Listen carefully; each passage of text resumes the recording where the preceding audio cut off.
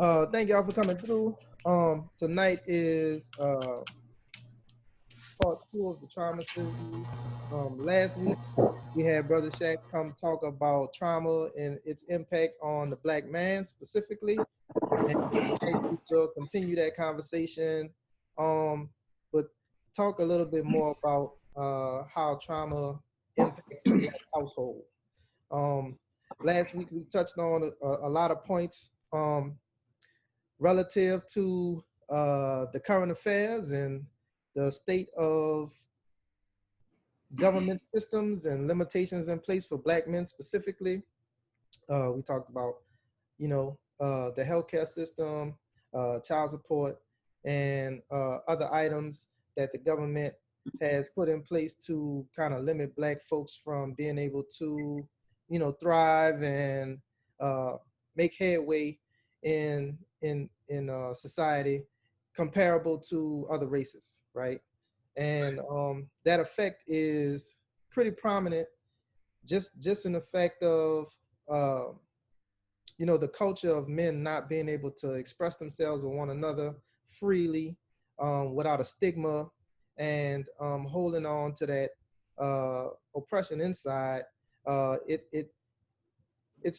It's like a time bomb, right? It's like a time bomb ticking, and it can go off at any point in time. And today we want to kind of branch out on that, speaking on the effects of the trauma in the household. So, Brother Shaq, if you wouldn't mind, I know that you've done some research on a rape culture, and that kind of deals specifically with traumatic experiences for women and men. Yeah, because I know just from my own experiences, men have had many cases of sexual assault, molestation, rape. So, Right. but I also want to kind of shift and focus on the women at this point, and just ask you, from your own experiences, what type of traumatic experiences do you know of, or have you come to find out that a woman experiences? Okay. Excellent question, and far too many to list. Right. As you were mentioning about the rape culture in the book, the sexual assault piece of that is the end result of what the culture produces. Mm. And so, like, for example, in the book, we're looking at it through the historical lens of religion, athletics, politics, and entertainment. That's the acronym for RAPE. These four key areas in their historical relationship to maintaining the oppression specifically of Black women. Because you asked about Black women, so the relationship that Black women have had with all people, there's been a very unique and deliberate oppression on Black women, or those women who are today politically designated as Black, formerly enslaved African women, Negro women, Afro-American women, African-American women, and Black women, all the same, but political designation of Black. And from the very time of enslavement, the enslaved African woman was the proverbial golden goose. She was bought because her ability to reproduce. So she was the gift that kept on giving. So you buy a Black woman and you have, slaves for days from one Black woman. Black women were pregnant or enslaved African women were pregnant for most of their lifespan, the time that they could be pregnant. They were pregnant for most of that time. So on the plantation, it was nothing strange for one single enslaved African woman to have had 20 pregnancies or maybe more pregnancies and some, miscarriages and those kinds of things, because of course their wombs were violated horribly. They were treated like dirt. This is from the, they were first kidnapped and then brought here. Remember we talked about terrorism. You have terrorism, you have kidnapping, where this is a war. So our people who were enslaved would be prisoners of war.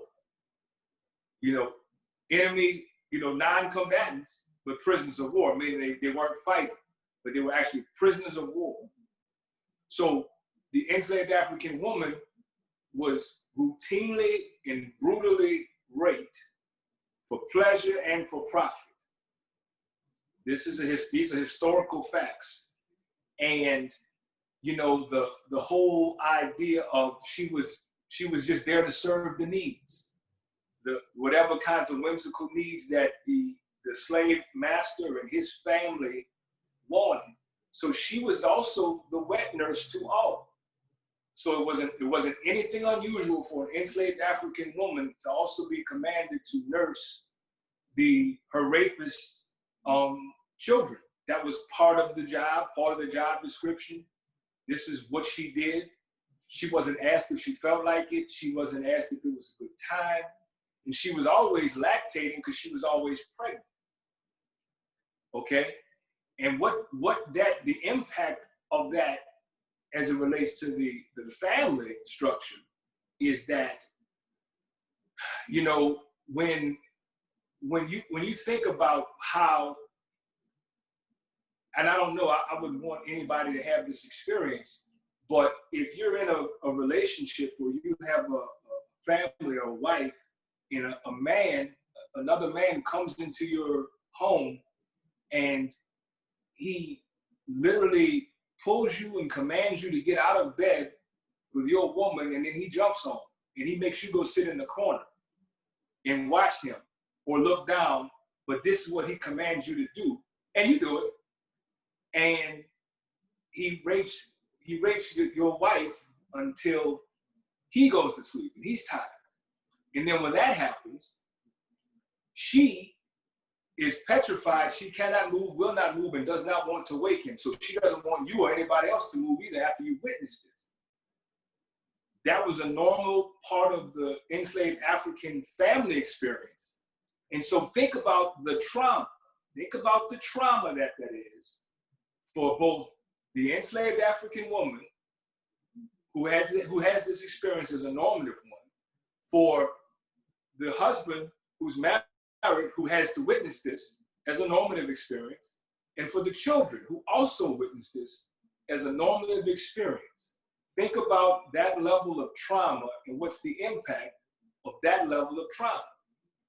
And so when you see this and it's normal, do you really think that the enslaved African man, or male in this case, he wasn't legal status as a man, so the enslaved African male, do you think after witnessing this as normal that he said, well, let me ask her if she's in the mood?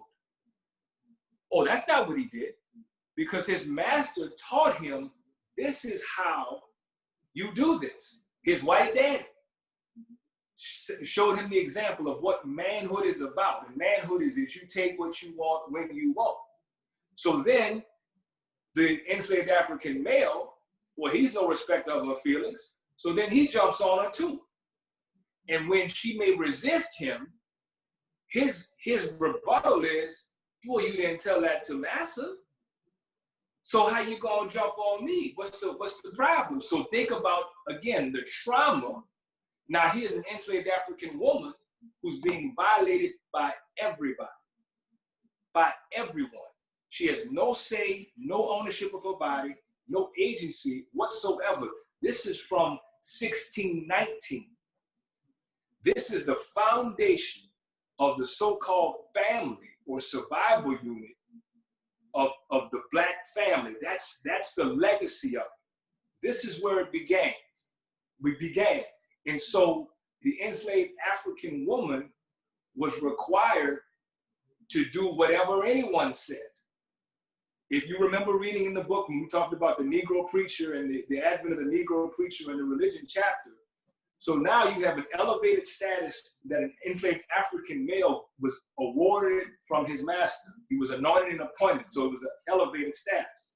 There was no comparable elevated status for enslaved African female. She was bound by what the Bible said as far as with how women are treated and how slaves are treated. So there were policies specifically designed to engage with enslaved African women in ways that no one else had experienced. So she's been subjugated from jump. Only her, though, she's the only individual in America who has had this particular experience. And I'm just saying that because this is the foundation of today's Black woman and today's Black woman's experience. And these are historical facts. This is not my opinion, how I feel about it. I'm not criticizing it or even critiquing it. We're just laying out, this is what happened. That's trauma. That's terrorism. That is perpetual. And that is 400 plus years old right now, here today. You said so much I didn't even know how to answer, man. It's like just thinking about, just hearing you say it put me in a space, you know? And I could tell Brother Bantu, or like he on the same deal. It's like that is unfortunate that, but at the same time, it's also awareness, right? It's awareness that we are able to, you know, be mindful and cognizant of these experiences, so that way we can hopefully help to relate to the women of today. If we meet a woman who has been not so much in tune with her own trauma, is what I'm trying to say, right? So thank you for sharing that, Brother Shaq. That was extra in depth, and it does bring a lot of things to the forefront of the family unit being affected by trauma. So let me ask you this, because you did mention that whole experience from the white man raping the enslaved Black female and putting an order to the man, or the African male, to sit and watch, and then also, you know, making the children sit and watch, right? So what would you say the experience of a child having to see that growing up? I know you kind of referred to the African male kind of picking up that same vibe. Do you think it's the same for the child as well? I know it is. Well, so when you talk about a family, and I know we may be talking about a family as far as the people who live in the house together, the household. Yeah. Right?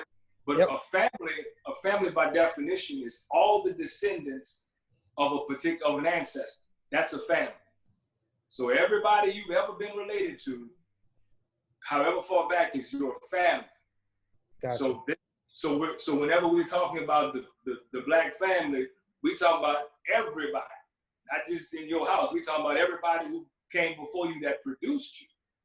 So if the options are, the children are going to be sons or daughters, right?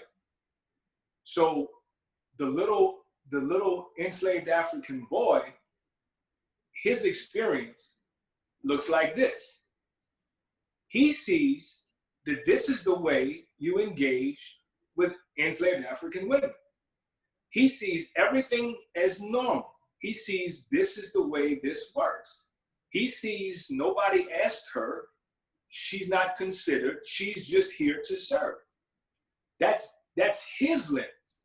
The daughter, and even before I get to the daughter, so in the researches, you know, Bantu, and you were mentioning, not Bantu, Daryl, you were mentioning the research. So in the research for writing the book, as I came across these old narratives, these memoirs that formerly enslaved Africans had written, what the enslaved African males revealed was they had a common practice. The common practice, of course, we know that enslaved marriages were not legally protected or recognized. We know that, right? In case nobody knew that there was no, that's how come it could be your wife, but that ain't, nobody's no respect there. There's no legal protection on any of that. But so, we jumped the broom is what, it was a ceremony that the enslaved African preacher would perform, incidentally. But so what the common practice was is that if you had a wife and you took a wife, because this is even the language, if you take a wife, you see how language says you take a wife, that means she don't have no choice in the matter. You take a wife like you take anything else. If you take a wife, do not take a wife on the same plantation with you. You take a wife on the plantation up the road. You take a wife at the Seda Jones plantation up the road, because on Sundays, you could leave the plantation and go to the neighboring plantation, only on Sunday. Do you know why they would say, do not take a wife on the plantation that you're on? So you wouldn't have to witness her being raped in front of the master? That is correct. So you wouldn't have to witness her being raped. Now, what's interesting about that? Because that's what they wrote. But what's interesting about that being the reason? Well, I think what's interesting about that, because what's going on in my mind, I don't want to take us too far off track, is how that even just changes the view of Black fatherhood, because your wife is being raped in front of you. And if your children are witnessing this, your children are looking at you, your wife is looking to you, and you're looking at master do this to your wife. And so how do you feel towards your dad after watching this? He's supposed to be your protector. So all that to answer your question. I know that kind of deviates maybe a little. No, that's right. That's a lot of it. But there's something more. It was something more I was listening for. And just in the interest of time, I'll give it to you.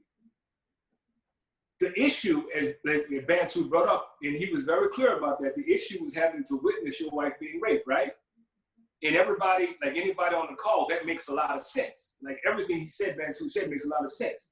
But what was missing from that is nobody had an issue with what was happening. They just had an issue with having to see it. See, that's the difference. That's the fundamental difference. It wasn't that the woman was being raped.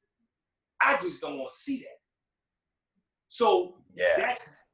that's been, and that's not I'm not saying anything, towards you, Bantu, but I'm saying this is the ways in which that enslaved African women of then and then Black women today are completely invisibilized to us. They only exist to us in relationship to us. So that's why the possessive, my wife, my mama, my daughter, well, then that's one thing.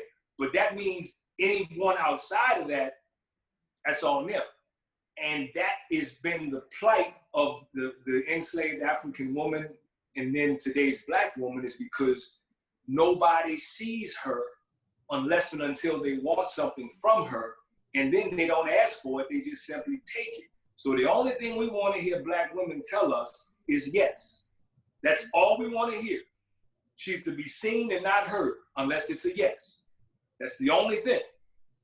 And this particular cultural phenomenon, that ball started rolling in 1619. And we didn't create it, but we've adapted to it. So I have a story that I took from the book. It's not in the book, but it was just an adaptation. And then the father was telling the little boy who witnessed that particular incident or those incidents, he said, son, don't you never, whatever you do, don't never marry a woman from this plantation, because she gonna bring you nothing but suffering. This is like the advice that the father tells the son. So he puts this situation on the woman. He puts the suffering, his suffering from having to witness this. And somehow it's the woman's fault. And so the way that looks today is, if a Black woman says she was violated, we say, oh, what she had on. We say, oh, where he was at. We say, oh, what she was doing over there with him at 2 o'clock in the morning. Whatever it is, somehow she's culpable. We never look at the person who violated her. We put it on her. And I'm not saying because we're bad people, but we have been conditioned, we have been engineered to see the enslaved African woman, the Negro woman, the Afro-American woman, the African-American woman, and the Black woman is responsible for her own condition. So whatever happens is her fault. That's why we tell her when she begins to complain or if she gets tired of this, we say she's weak. So we've said she's weak, so she's walking around sticking her chest out, I'm a strong Black woman, without any analysis on what's acting on you that causes you to have to be so strong. That's the part that we're not paying attention to. And the only reason we don't pay attention to that is because it's happening to her.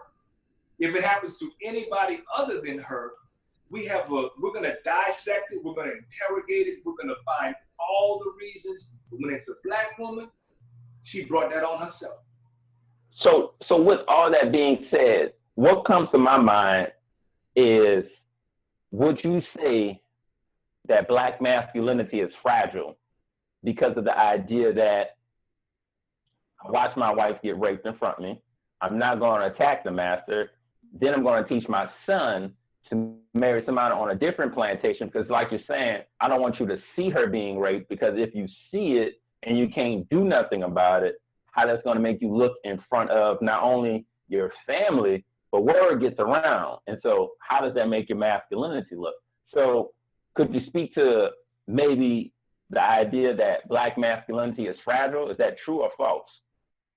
I think what we're talking about or identifying as Black masculinity in America is a product of slavery. So it is not a thing that any Black man ever created and defined. It is not a thing that any Black woman ever collaborated with a Black man on to create and define. So the whole idea of Black is a creation of the dominant culture in America. They designated us as Black. And so remember, we didn't become quote unquote men until 1865. And that was just on paper. So that's a whole 246 years of perpetual adolescence, boyhood, if you will. So whatever Black masculinity has existed is only a mimicking of white manhood, to the degree that white manhood permits it. Because, you know, we are very masculine with one another, but not so masculine when it comes to the dominant culture. You know, that's interesting. So that means that we understand that there's some kind of selection there. So our so-called masculinity is only at the pleasure of what the dominant culture will allow us to do. That is why you have these situations where that's so that the dominant culture can feel safe. I'll give you an example. The Black masculinity, you know what Black masculinity, if you want a very recent example, a big visual of Black masculinity that is undeniable, to understand, to speak to whether or not it's fragile or the degree it's fragile, I have but one. And his name, rise in power, his name is George Floyd. Here was Black masculinity. 8 minutes and 46 seconds with a white boy. A single white boy could knee on him long enough to kill him. That was Black masculinity. Explain that to me. Because we saw George Floyd in other pictures. George Floyd was a strong dude. He was a buff man. He wasn't a scrawny man or none of that. But racism, white supremacy, internalized the way that it is, permitted that particular instance to even occur. And I'll give you a further example of Black masculinity. All of the Black men who were in that crowd watching that, who watched it, that's Black masculinity. You see how black masculinity works? That's black masculinity. And that's not my opinion. No, but I that's get you. black masculinity. Because that's what it was. They were there and they did not act. Now, I'm going to tell you this, and I happen to know there are many of those brothers and people who witness these kinds of things all the time, that if you tell them the wrong thing or look at them the wrong way, they will punch you in your mouth. They will punch you in your mouth for looking at them crooked. But they will stand up and watch a brother die. They will watch him for 8 minutes and 46 seconds die with no intervention. You know why? Because that's black masculinity. And black women know that. That's why they're angry with us. That's why black women are angry, because as far as they're concerned, we let all of that happen. As far as they're concerned, we let all them rapes on the plantation happen. That's why they're angry. So then we turn around and want to say, well, I'm the man around here. I'm the king around here. And they're like, psh. King in your mind. You ain't really built like that, bro. Right. Because they watch it. And that's why they resent it, because the only people we want to oppress is them. When we get home, we won't be the white boy. Because we have been effeminized all day. So we want to go home and say, I'm the king. I'm the man. And they really have an issue with that. And it's not that we're bad people. We have just been looking up at this white boy and saying that we're supposed to be able to engage with black people and black women with impunity. That we could just say anything we want, however we want, and ain't nobody got nothing to say, better not have nothing to say about it. And they thinking, well, wait a minute. How come you do that to us, but you let so-and-so do all kind of stuff to you? They don't get it. So to that degree, whatever fragility, well, it's not really that. It's just our masculinity. We have been emasculated, bro. So let me ask you this then. So I can only think of two movements that come to mind. The 60s with that movement, and the movement we got now started with the Black Lives Matter. So would you feel like with those two movements that there's been an awakening of like the black conscious, and because of that, we've begun to define ourselves? And by being able to define ourselves, do you feel like we're defining our manhood, our womanhood in a way that the white man can no longer shape it? And I guess what I'm getting at is, are we in a place now to where we have more power over how we define ourselves? Or are we still subjected to what happened way back in the day in 1865? Well, 1619 to 1865. Well, I can say this as far as power, because you mentioned that we got more power. Power is not asked for. That's the first thing. Power is not requested. Power just does. So if someone gives us power, they also have the ability to retrieve that power. And what I see happening is that we are coming into a sense of our own personhood, because we don't understand enough about manhood and womanhood authentically, because it's corrupted. Whatever we know about manhood and womanhood, we learn from the very people who oppressed us. That is our model. That's literally our role model, because the existence we had in whatever part of Africa we were stolen from, we have long since been disconnected to, meaning we don't have it to go back to. What we can draw on for certain is our experience in slavery. And so the whole way we engage in a family unit, a survival unit, is just rooted on what we saw white folks do.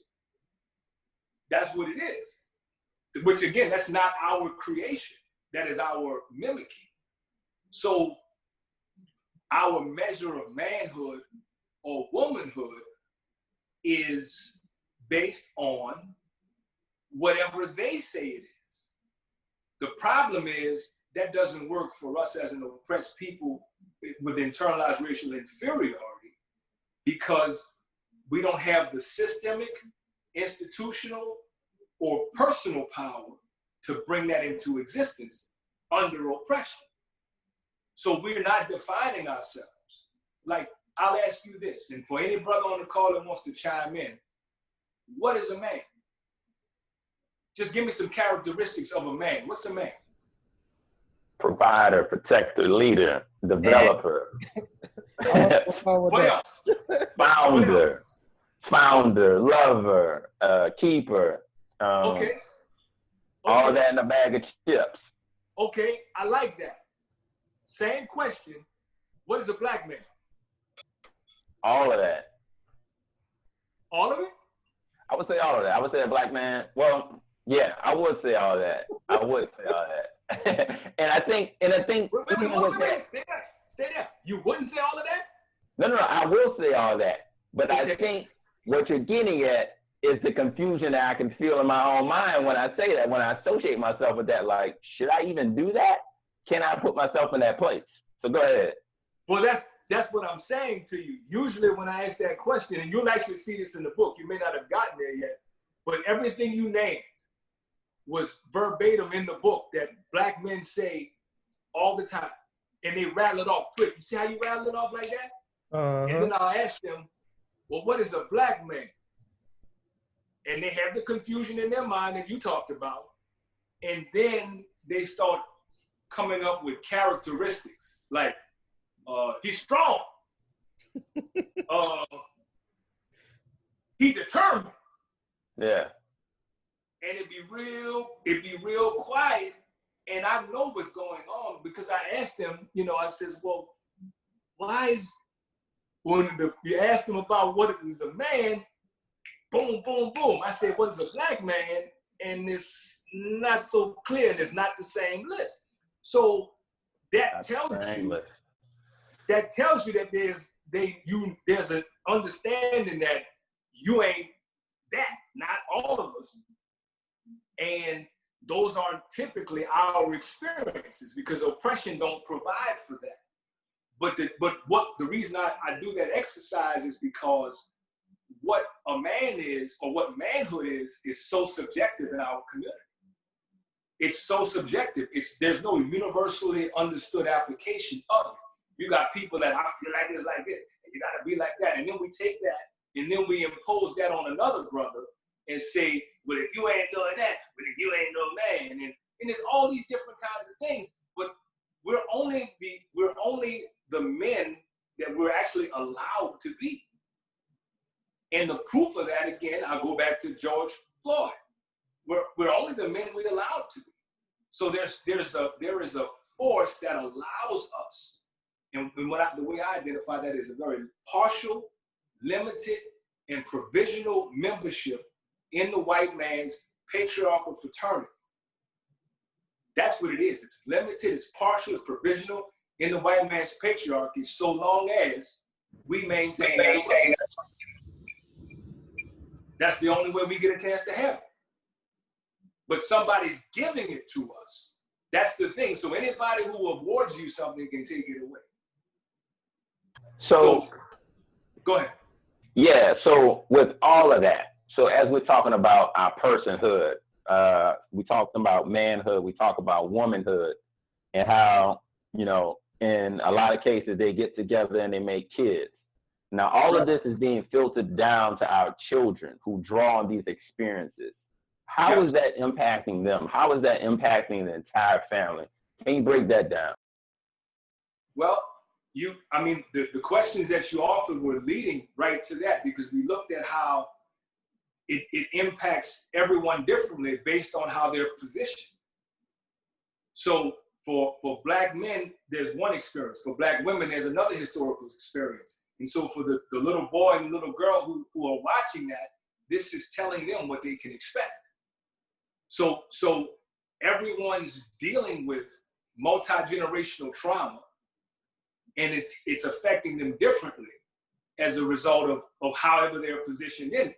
So when you're a little boy, you're looking up to your father if you have that opportunity. Remember we said last week we're visual learners. So you're seeing how he's experiencing life. You're seeing how things go for him. You're seeing how your mother interacts with him. You're seeing how other men interact with him.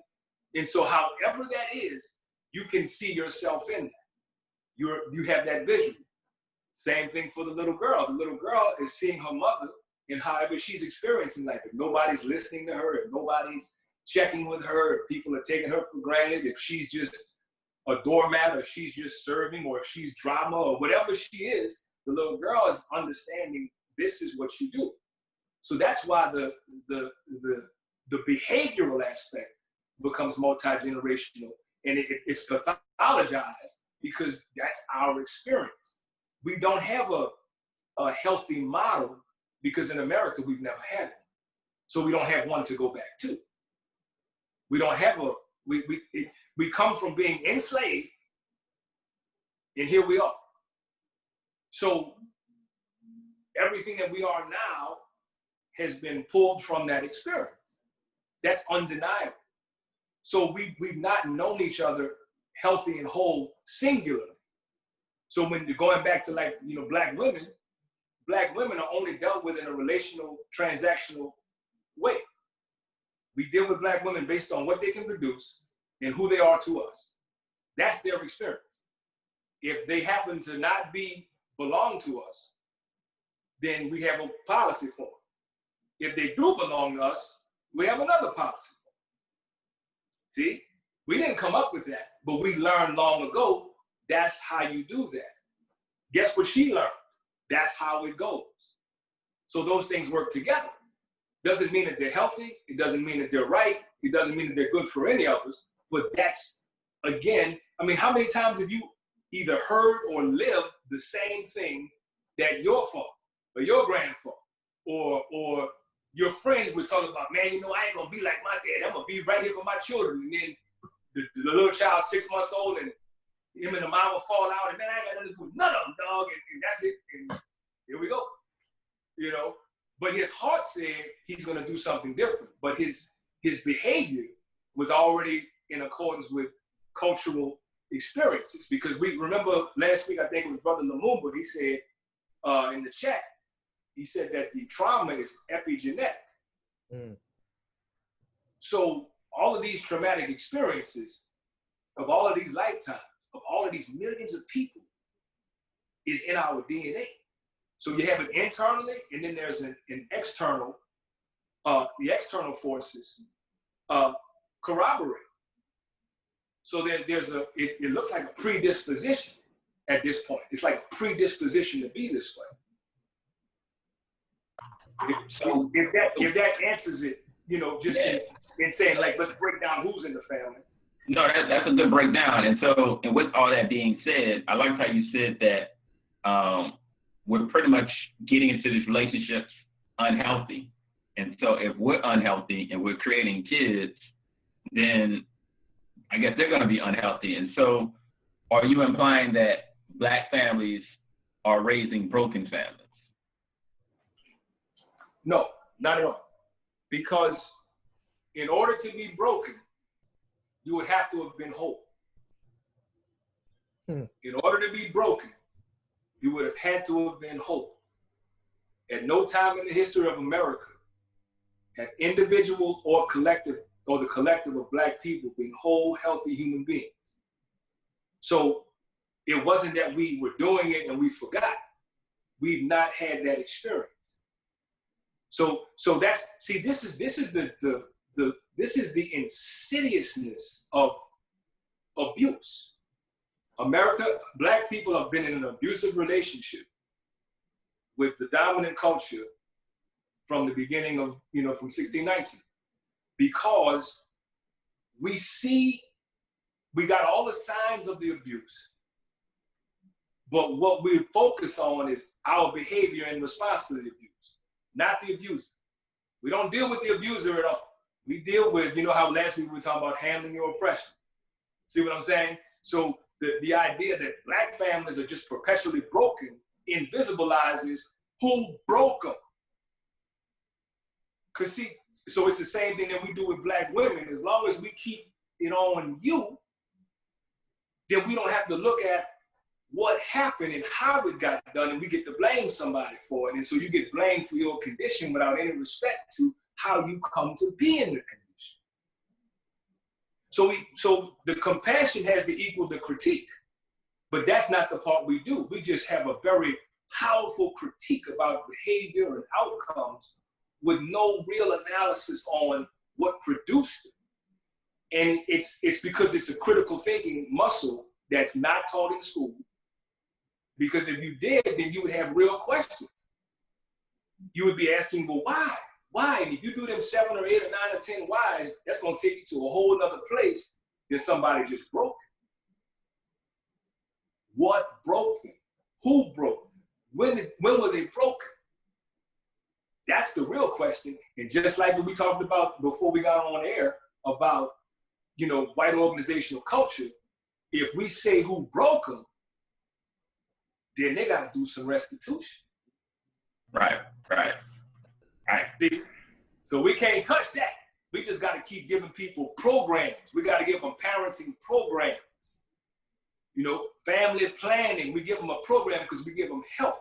That help creates a perpetual codependency on that because it exploits their desperate condition without any analysis on how did they come to be in the condition? Who put them in that condition?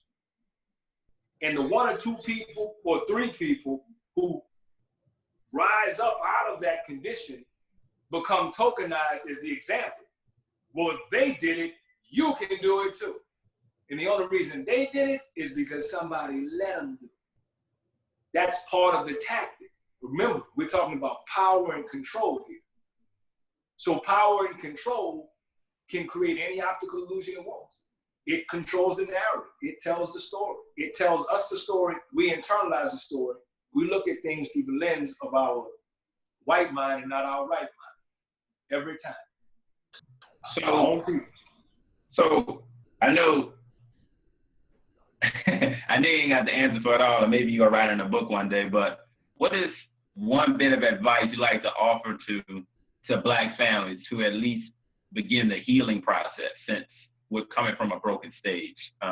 What's a bit of advice you like to offer to help that healing process? Yeah, I wrote it in the book. That book will take everyone in the Black, all of our people individually and then collectively on a healing journey because it causes us to interrogate ourselves and interrogate ourselves by way of analysis, not critique, not criticism. And what we've not had is the integrity to do that because I suspect many of us have a guilty conscience about it. We actually know why.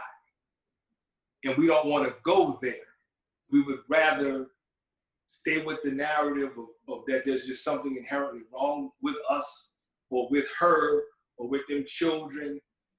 Even the way we collectivize the Black family. I mean, it sounds good and I know what it means, but it's totally dehumanizing. Because if you, Bantu, have a family, and Darryl, you got a family, and I got a family, that ain't the same 3 groups of people. That is not the same 3 groups of people. That ain't even the same 3 group dynamics of people. But somehow when we talk about the Black family, there's this generic thing on how the Black family is. See how that ain't even no respecter of the individuals in the family who actually make up the family unit. And it's not that we mean that in a negative way, but in order to really bring about this healing, we have to deal on very individual bases. We can find the collective commonality in it, but your humanity has to be honored, and not theoretically, but actually. So that means I actually have to be there and present with you in your time, specifically on your, at your will. I have to do that in order to really honor your personhood.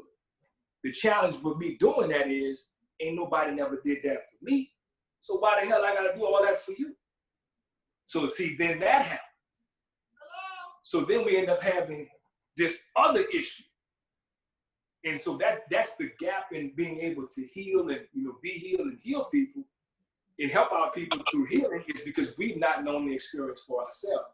So the advice and the the work that's in the book is you doing your individual work to fit better into the collective. But it isn't until you fully and truly love yourself without conditions, love yourself without conditions, that you're able to extend that level of humanity to the woman, to the person you're married to your children, to your brother. You can't do it because you don't know what it is. You don't know what it is. So you haven't built up I saw Michael Franklin on there. You haven't built up the muscle. You ain't got your weight up, like my brother said. You ain't got your weight up yet to be able to do that. So you got to get your weight up. You got to do that before you even fit to really be around other people. But that's not how we operate. We don't feel powerful like that dealing with us. We feel powerful trying to go fix you. Now I see what you need to do and blah, blah, blah. No, man. You do it. Because when you actually do it, then you realize what it's about, and you can recognize how people struggle. You can have real compassion because you know what it is. And then you can deal on an authentic level with integrity with your family, and then your extended communal family, because we'll recognize that we've all had this collective experience. And that's what joins us. And we are unraveling. We talked about that last week. We're unraveling it. And that is a process that takes as long as it takes. It's not an event. It's not we go get together on a call, or we have a cookout or a gathering or a march or any of that, and now we're good. It is a process, a very lengthy process that isn't linear. It's a circular process. Sometimes we confuse circular processes with redundancy. Oh man, we already did that. You got to do it again because you didn't learn it before. This is what it is. You didn't learn it. You didn't internalize it. You got to do it again. You got to do it again. You got to do it again. And to the degree that you got your weight up and you condition, you can handle it. If you ain't did that, ain't nothing about to change. So the work really is for us to do. So how does one know when they've reached that place? Because what you're talking about is a lot of identity development. Get into a place where you have to get woke. I know that's the pop culture world right now. You gotta wake up and you gotta get to that place. And I think when you do get to that place, you're gonna lose some friends, lose some people, because they're not gonna respect that. But that comes with the territory. But how do you know that you've, and I hate to say the word arrive because no one actually arrives, but how do you know you get there? Is it like, what are some milestones, some markers? I guess the biggest one is the absence of fear, the fearlessness. And this is what I mean by that. The way you can measure your fear is, see how when you just said, you're going to do it or you want to do it, but you're going to lose some friends, right? Or lose some people. Right. Think about how deep that is, though. Because for you to lose a person means you possessed them at one time. Mm.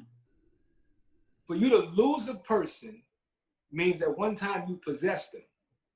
So if you possessed a person, in possessing of people, that means there's ownership there. Yeah. So how do you own a person? I mean, we know there's a history of that. You see what I'm saying? So the whole idea of people being possessions is why our integrity is corrupted, because we don't want to lose people. How do you lose a person? How do you keep a person? Yeah. It's a person, it's a human being, a separate human being, a singular human being. So that means the fearlessness comes in the level of honesty, truth, and integrity that you actually have. So if you are authentically who you are, and there are people who take issue with that, or it isn't complementary to who they are, then the two of you or the few of you may not walk this journey together.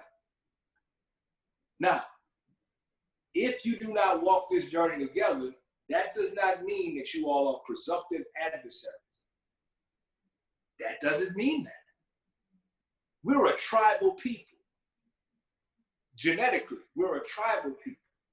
So that's how come all over this city, you got all these wards and all these cliques and crews and all, these are tribes.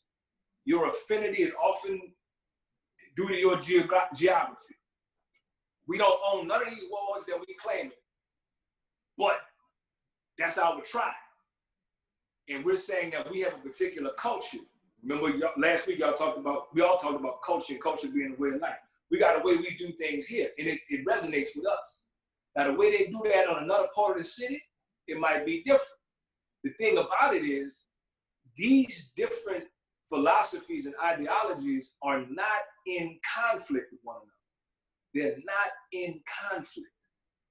What happens to us when I talk about the breaking down of tribes or into tribes, which is natural and normal, we do the thing in the athletics chapter is we've been given that there is only the win-lose paradigm of the contest, the win-lose paradigm.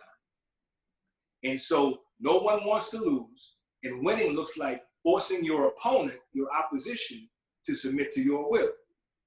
So that very narrow scope of thinking is so primitive, and it is so un-African, because, you know, Africa is a very large landmass, right? You got 52, 53 countries in Africa today that come from thousands of tribes before. We are not a monolithic people. Our good brother Christopher Williams is always talking about that whole notion about black people need to do this and all black people don't need to do none of that. Maybe that's right for you. Maybe that's right for you and 20 of your closest friends. But that's not in opposition to what other people are doing over there.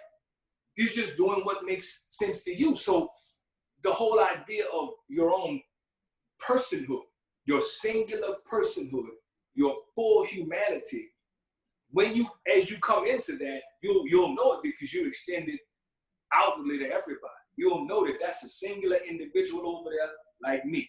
I mean, like me for real. That's scared most of the time, that's a little confused, that's awkward, that ain't got quite enough money, need a little bit more, that got all kind of insecurities, that you'll know that other person over there is like you. But because you have learned to love yourself unconditionally, if they do something that is a little disagreeable to you, you'll have context. Without that, it's going to be their fault for however they show up, because they broke. Wow. Yeah. Yeah, you breaking it down, man. We got shattered pieces in this place. I know we got a couple of folks on the line. Check for understanding, man. I want to make sure everybody got that, man. Like, everybody chime in and check for understanding, because he hit on some huge points, like very, very major as it relates to, I mean, what we talking about, but just individual black man in general, the whole umbrella, the scope of who we are, like how you heal yourself in traumatic situations. Like, he hit on a gang of things, and I was really just sitting here smiling, because that chronological thing that he went through as far as how you should heal yourself, like most girls would laugh at me when I would say, I don't want to be in a relationship because I'm trying to still figure myself out. I don't want to take the stuff that I learned in the hood, in the Seventh Ward, and bring it into this. Like, I'm still learning. And then when I would say that, like, women would be like, whoa, I've never had nobody ever tell me that before. But that's that space that you mentioned there to, like, how do you know if it's an aha, like, I found myself type of deal, right? That's just being very, very aware. And just the possession part, when you said that part, I was reminded of The Butler. If anybody's seen The Butler, the opening piece when the white guy comes out and takes the wife of one of the slaves, out in the field picking cotton or doing whatever the field work was with their actual son. He takes the wife to goes inside to do whatever he's going to do with her. But the little boy looks up at his dad and like, Dad, you going to just let him take mom like that?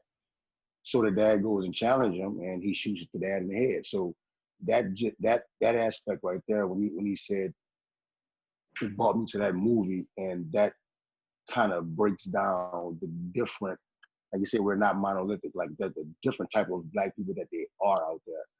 Like some people see it that way. The people in the house probably didn't see it the same way the little boy saw it. You know what I mean? So he hit on a gang of things. And I want to thank you, Brother Shaq, for so eloquently putting those things into perspective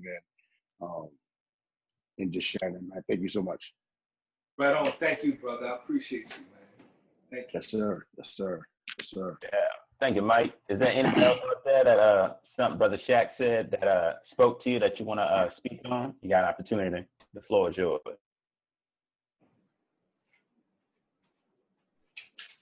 I've been meaning to say something for a little minute.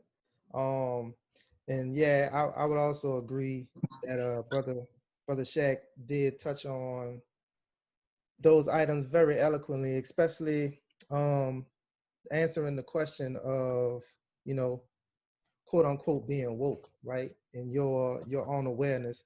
And I really understand now, like totally and completely, how you work the True Love movement and how it's so much of a internalized, making sure that you can heal your own self individually.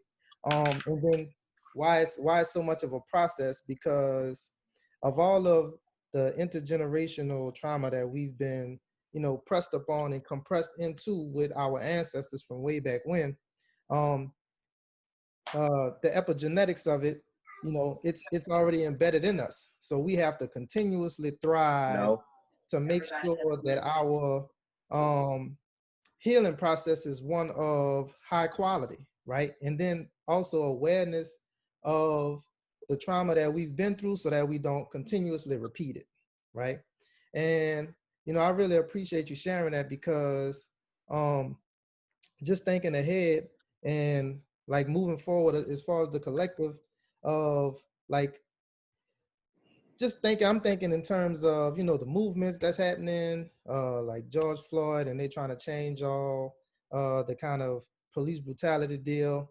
But just like you mentioned, it's a long process, and it's going to take as long as it's going to take for your individual healing. That is really the first step in, you know, you being able to defer your family from their trauma positions. You know what I'm saying? And then that's another process, and then you have to go into the outer circle of that, and that's a whole nother process. So it really is a large effort, and it's going to take a lot, you know, just for a group and a collective of people who are on the same mindset to make some big changes within themselves first, and then within, you know, the community at large. So I definitely appreciate you, Brother Shaq, man. I always enjoy hearing your word, and that's all I got to say for right now. Thank you for letting me share. Thanks for getting in there, Daryl. Yeah, I'm feeling all of that, Daryl, because I know even as we're talking about this, like we were talking about Off-Wax, about how we didn't invite some folks on here because we said it might be too high for some folks, but we know that they need to do some work in order for us to get to a place to where we can see movement. And I even think, even with this whole George Floyd thing going on, that there has been some movement. There has been some changes not to the extent that we wanted to, but it's progress. It's progress. But I think, you know, this current generation is kind of tired of the slow progress because we've been, you know, pacified into taking a little at a time. We've been spoon-fed. But I think this current generation is trying to eat the whole pie. And I ain't got no problem with it. Let them have the whole pie. And so I think the patience has been something that, you know, we're long-suffering people. So that's what we're accustomed to. But I think it's time to eat the pie. And I think that's what this current generation is trying to do. And so with that, I'd like to ask you one more question, Brother Shaq. What are you working on right now? Something that's exciting, that's really got you going, that wakes you up in the morning. It's like, I got to get back to this. Me. The Life Project, right? Me, yeah. I mean, in all seriousness, but that's not in a vacuum, and that's not in opposition to you. But really, like, because part of, and I'll speak personally, but I have some knowledge or experience with collective, but generalizing it, just generalizing it. Like, particularly as Black men, the one thing we want, we talked about last time, how nobody really feels safe as Black men. You don't feel safe anywhere. Black people don't feel safe anywhere, really. But like, it's like that perpetual insecurity causes you to acknowledge the things that are acting on you or potentially acting on you that cause you to have that feeling. And so there's a lot of work to be done in saying, well, what is my response to that? What's my response to that? What is it that I can do to prepare myself or condition myself in a way that I don't have to be fearful? And because sometimes the threat is without, and then a lot of the times the threat is within. And what we've internalized about ourselves and what's possible. So I'm constantly working on me because, Daryl, you said it. You said, hey, bro, it's a lot. and I think any brother on the call could agree with some of the things that we talked about collectively. Or it's a lot. And this was just a short call. We just been on for, I don't know, a little bit over an hour. And that's nothing comparable to the totality of our experience. You know what I'm saying? There's 168 hours in a week. This is just one of them. This ain't the whole thing. This is a small bite. But what I've done, Daryl, and what I'm grateful for in the working on me is that I realize that even though this is a lot, that there are examples of how to do this. There are examples of because when you think about how, remember last week, I said it so nobody else had to say it. But the three words that Black men say nowhere is, I am overwhelmed. We don't say, I am overwhelmed. Our life will prove how overwhelmed we are. But we won't say it because somehow saying it makes it true and makes us less of a man. Even though our life is clearly saying we are overwhelmed. And so, and again, we work through that in the book, or begin to work through that in the book. But here's what I've been able to do. You know how we visual learners, right, Daryl? I've been able to watch my entire life Black women do 400 things at one time. 400 at one time. My entire life. I see Vanto over there laughing. Watch them do.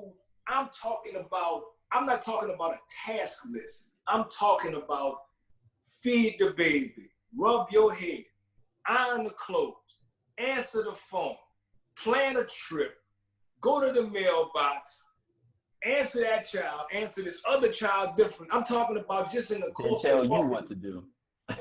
And tell you what to do just in the course of walking through the house. We get 3 things to do. Man, we don't know what we're going to do, man. They need to give us a break, dog, man. How do you want you to do all that? But here we are watching, and then we go complain to them. Man, I got too much to do. And they're looking at us. Now, I'm not talking about necessarily the Black woman who has got it all together, got all of her resources. I'm talking about the mama that's struggling. I'm talking about struggling. I'm talking about struggling financially, emotionally, mentally, struggling, still doing all these things and then taking care of us because we leaning on them to do something. I'm not criticizing us. I'm just saying that we want to know how to really, when you think about companies or organizations and they vet their leadership, are they looking for the person who's got ideas, or are they looking for the person who's got experience? Experience. Yeah, they want to see that resume. They want to see what you have done. Not what you feel like you could do if you had a chance. No, they want to see what have you done. You could find a black woman anywhere that done got a resume long as I don't know what, and still sitting there struggling and figuring it out. You know if a sister hurt your feelings, you ain't even talking to her no more. You might even leave town. Right? But I done seen sisters get beat up, get the CPS come and take their children from them on Monday night. And guess what? Tuesday morning, they went to work. I'm not saying they had no effect on them. I'm not saying they didn't care about it. I'm saying they keep going. And they keep going. Nah. They keep going. And so, and you look at their legacy, like we talked about earlier on the call, and they keep going. So I'm saying I'm inspired by watching. Because one thing is for sure, it's one thing for somebody to tell you about that, but it's something else to see. And I think we've all seen the dexterity of how black women, and they so good at it, we don't even realize all they're doing. Because they're so good with it. They're so smooth with it. And I mean, I didn't see, have y'all ever been in the store? Because y'all probably some old school cats like me, but have y'all ever been in the store and seen the sister with the pushing the shopping cart, had the 2 or 3 children with her hanging off the shopping cart, putting all kind of crazy stuff in the shopping cart. Shopping cart, big, full, heavy, the right wheel on the front, wow, so it don't really turn the corner right. And she's struggling with it. She's struggling with it. She pushing it. She get all the way up to the cash register. She take everything out. She put on the belt, right? Then she paid for it, whether it's the food stamps or the cash. Then she put all the bags in the thing with the children, try to settle them down, push it out to the car. The dude she with and been with the whole time, he go ahead of her, open up the car, sit down in the driver's seat, pop the trunk, kick back and cut the radio on. Then she put all the groceries in the thing. And he looking at her like she taking too damn long. The children out there playing with her. Then they get in the car, and then he drive off. Have you ever seen that? I've seen that more times than I care to remember. And guess what? She didn't cuss him out. She didn't say nothing to him.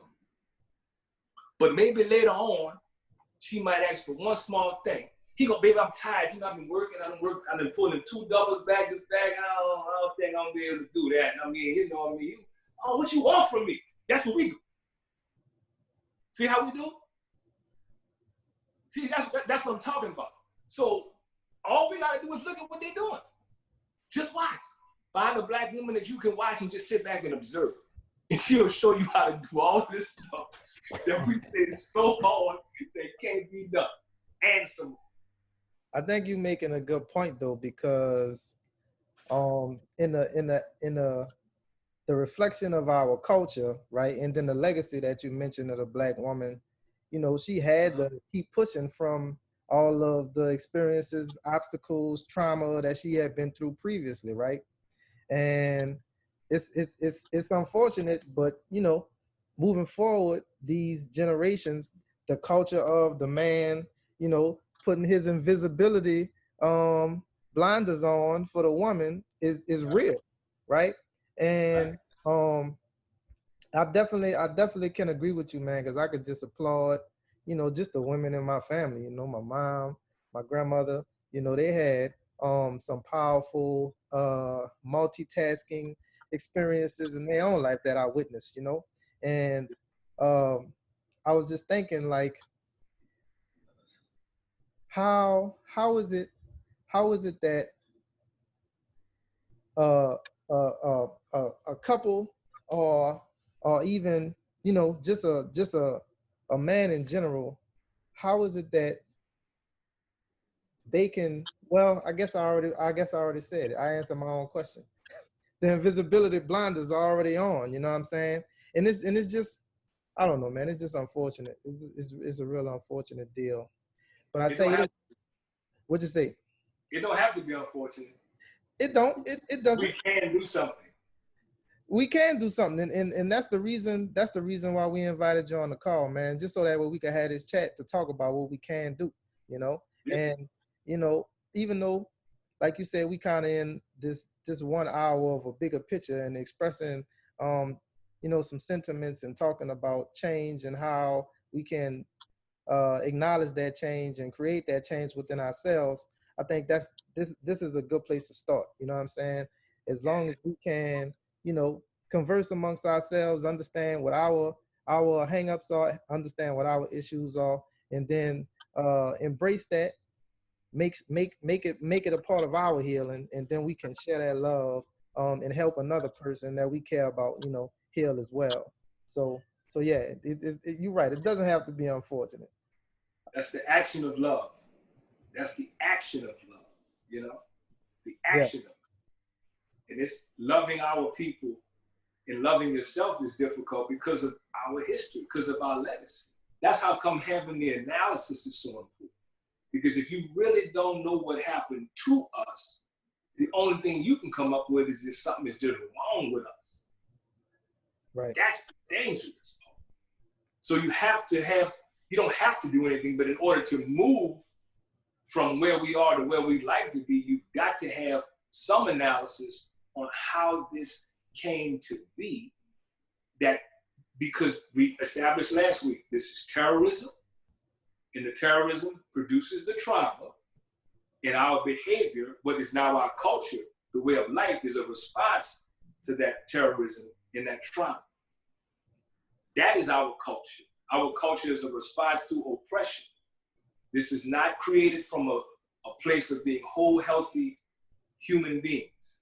This is coming from a root chakra. This is coming from survival. This is coming from survival and moment to moment survival. This is coming from that. So we're off balance because that's what happens in war. You keep your opponent off balance. So when they're off balance, they can't respond balanced. And then you exploit their imbalance. That's why, you know, that's what a fall is. When you fall, that's just you lose balance. That's all a fall is. So this is intended to go the way that it's going. It's not, there's nothing wrong with us. It's just something happened to us. And we're just now being able to, as y'all say, woke. I never say it, but, you know, starting to see how we've been played. And we got some feelings about that. Right. You know, I mean, we're angry. We're sad. We're a whole lot of things. And we have to also allow ourselves to go through that. And that's a process. But y'all know why my brothers tend to hate that kind of stuff? Because I know every time somebody talk about a process, it'd be like, oh, yeah, we want an event. Don't we want an event? We want to go take a class and be done with this. We want to make it happen. We want an instant gratification. We want to read the one book, it's a good book, and be done with it. There's more work to do. The problem is this. Our experience in America, right? The way that we've been orientated and also co-opted is that we see men and women as opposite sexes. Men and women are opposite sexes. It's not true, but that's how we see it. And so when you have an opposite, you have opposition. You have an opposer. Yep. So you combine that with the win-lose paradigm, and your Black woman is your opposition, she's your opposer. And since she's your opposition and your opponent, you're in competition with her. You cannot collaborate with her. See how that works? So it puts us in a trick bag where we stuck because of this particular ideology that we say is normal, but it isn't normal. It was imposed on us. And it's a very narrow way of thinking. And it's not our natural way. The people who oppress us, the dominant culture in America, is a fearful people. And they have a presumptive adversarial relationship with everybody. They think everybody's gonna do them something. And for what they've done, everybody is gonna do them something. But it's because of what they did, not because everybody's out to get them. So see, they've just projected the same sickness onto us and given that, and we've internalized that is our culture. And it's just not true. It's not who we are, it's who they are. So that's why I always tell people that particularly black men, you have not really been battle tested till you went to war with the white man in your mind and what he's told you about your people. Because we be looking out through our eyes, through his eyes. That's what we be. So when we see our people, we be, because we looking through his eyes, because we know he wouldn't be pleased with that. Man, that wouldn't be pleasing in his sight. You ain't lying. See? So being able to confront that and then be able to wrestle with and grapple with and resolve that is like a base thing that we got to do if we intend to move forward. See, the thing is, we don't know what we don't know. That's the problem. We don't know what we don't know. So that's why this takes so much time. That's what I'm saying. I'll be waking up. I got plenty to do. I'm trying to, get my full humanity back. I got plenty to do just on that. Plenty to do. Man, two over there laughing. What? Plenty to do. Plenty. I mean, you got so many of these step back moments. I feel like I'm watching James Harden always stepping back over here. Go ahead, you heard me? Brother Shaq, I need to get with you on some mentorship, bro. You sound like that sound like the exact stuff that I be doing, bro. People ask me why I wake up so early. I wake up at 3:30 every morning. Yeah. I tell people I wake up at 3:30 every morning because I'm from the hood and I was tricked. I got some making up in life to do.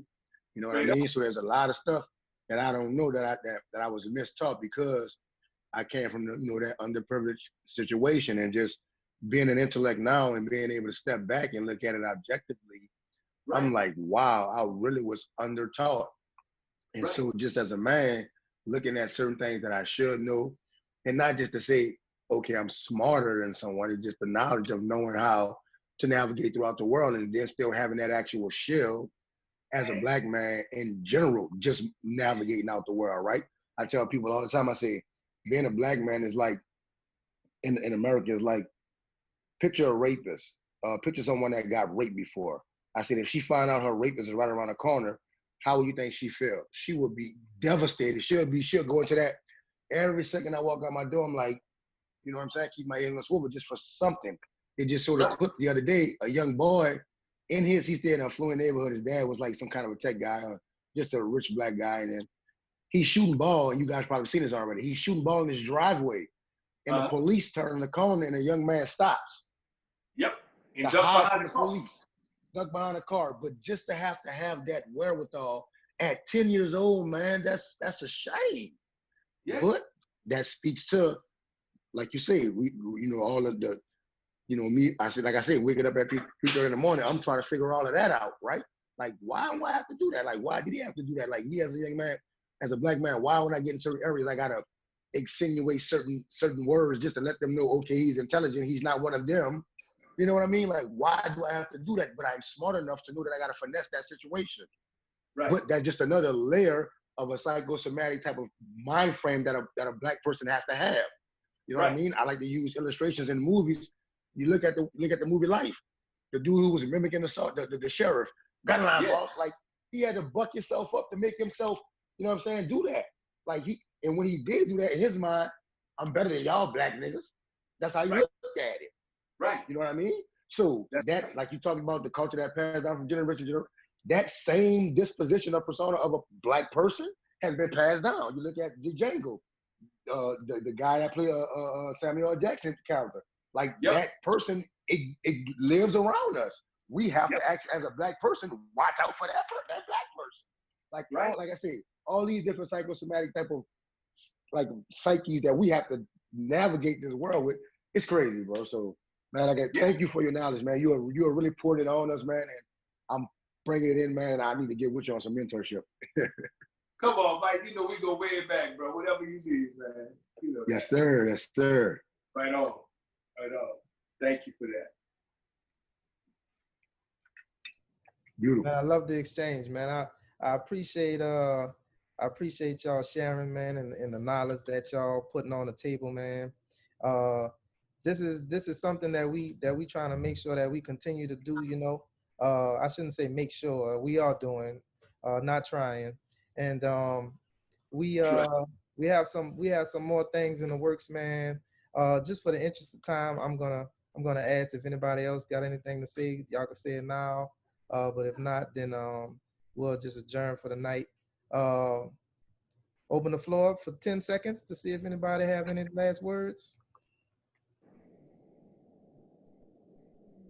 5, 4, 3. Right quick. Do what? Right quick. I gotta say something. What you say? What you say? This is great dialogue and it's a start. You guys know that I'm high energy, but with this power of, and I think if I heard it right, I think I heard you guys say y'all didn't let certain people in the group for, not for any mean reasons, but certain people can't handle certain conversations. However, with this nucleus of guys that we have here and ones that we know that think alike, why can we not get boots on the ground? Because as Brother Shaq said, yes, straight after slavery, right after Reconstruction, we were just dumped into a situation where we had to figure it out on our own. There was no points of interest. There was no models, right? Now in 2020, if we know these things, we can start being some models. I mean, I know I got another 50, 60 years on this earth, you hear me? At least. You know what I'm saying? So why not? If we know what we know now, why us 5, 6 can't be the model right now? You know what I mean? Because everything is based off observation, imitation, repetition, right? Those negative behaviors that those inner city young men or young women have is because they observed the wrong person, observation, they imitated that wrong person, and they repeated it. So that's what they are. But they can also, one thing that I like to say, I think I just put it on my Facebook the other day, you got to deprogram and reprogram. That's one big thing that I saw coming from the hood, going to St. Aug, leaving St. Aug, going to San Diego. I'm like, hold on, man. I'm saying 3 different things here. Hold on. What's going on? So when I was able to make sense of it, that made me take a step back, and now I'm analyzing myself, like Brother Shaq said he does. Now I'm fixing myself. It's about me. I'm not being selfish, but it's about me. Mike, you're 30 years old, you don't have kids. It's about me. I got to get me together before I have a kid, before I have a wife, you see what I'm saying? I knew that as a young age, but if I know that, if Brother Shaq is echoing that and articulating that, if Brother Bantu has an organization with Brother D, we all, man, why can we not be boots on the ground? I mean, I don't know. I'm wishful thinking, but I'm just looking at the power and why can we not? I'm doing it by myself. You know what I'm saying? That's just my energy. I'm pulling up on them. Look, I'm in the hood every day. They know Mr. Franklin, when I pull up with the Camaro, with the suit on or whatever. You remember the daddy went, before the little COVID and shit, the dad, excuse my name, y'all know I get transparent sometimes, my bad. But before the COVID, I saw one of my little mentees, boy had on a little shirt and tie. He's like, man, Mr. Franklin, look, man, check me out. You know what I'm saying? Because he see me with the suit on. But I don't know, like I said, wishful thinking. I like this nucleus of guys here. We could get something started now, man. We don't gotta wait. It's right here, right now. They can see it right here, right now. You know what I'm saying? You can see it right here, right now. Yeah. Like Daryl said, we ain't trying, we doing it. And so we definitely got boots on the ground. You doing your thing, holding your weight down out there. We doing our thing. True Love Movement. We got Greg out here doing his thing. And I would know the other brothers are on this line doing that way in their own special way. And so we're going to keep doing it. We'll keep punching away at it. We ain't going to stop it because we got at least 60 years here on Earth. And we're going to definitely keep getting jewels from our big brothers, like Brother Shaq. He'll keep on passing nuggets that he's seen along the way, those breadcrumbs, and we'll keep leaving breadcrumbs from those behind us because every generation got to be better than the last. And so, we to close us out, we better as a team, though. We better as a team. Definitely better as a team. I played on teams all my life. It's better as a team. That's right. You were the running back, man. Hand the ball off. I'm gonna end with that. We better as a team. We're gonna catch up, Mike. We're gonna catch up. Definitely. Yes, sir. Yes, sir. So this Saturday, we're gonna be at Heavenly House. They're doing a Father's Day cookout. So if you're in a neighborhood, come through. We'll probably post the details on our website. What's that? Say 11 to 1. 11 to 1. 11 to 1. Social distancing buffet style barbecue. Yeah, and they'll probably have a DJ, so I don't know how much social distancing will be going on. Man, my man, though. It's all good. So Brother Shaq, how can the people keep up with you? Yeah, they can follow me on let's see, Facebook is Brother Shaq. True Love Movement is also Facebook, and True Love Movement on Instagram, and then Resolving Rape Culture on Instagram. All right. Good deal. All right, so again, thank you, Brother Shaq, for joining us today, and for everyone joining our call. And look forward to continuing this conversation. And we look forward to seeing you all on Saturday, possibly. Right on, brother. Take care. Blessings, brother. Take care. Blessings. Peace. All right.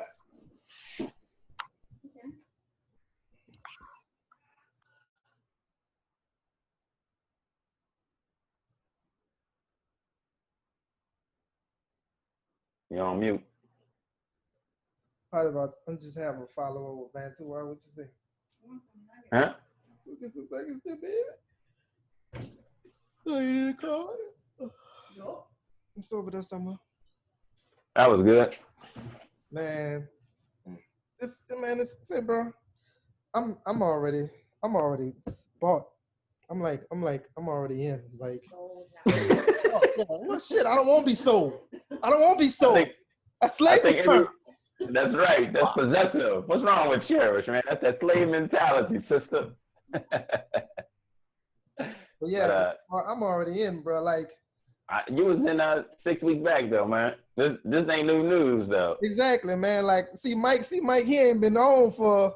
No, Mike ain't been on. You know what I'm saying? He ain't been on for however many weeks, man. So like this the trains, and he should have evidence that we still around, and he could still jump on whenever he feel like it. And like, oh, they got something tonight. Let me, you know what I'm saying? You should already know this, man. We should Mike be on that convenient amnesia stuff. Right. You should already see that we continuing the train, man. This party ain't stopping no time soon. Play part.